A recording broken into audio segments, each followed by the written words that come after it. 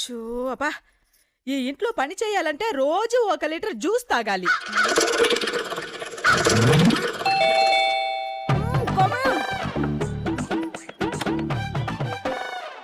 రుక్మిణి ఎవరు?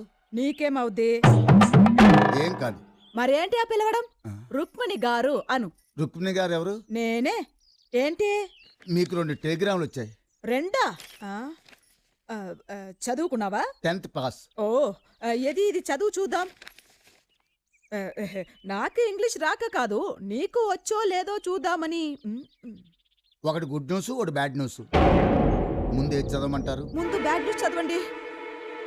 నీ అత్తగారిని పాము కరిచింది.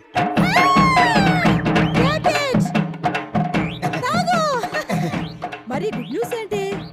పాము చచ్చిపోయింది. సచ్చినోడా జోస్.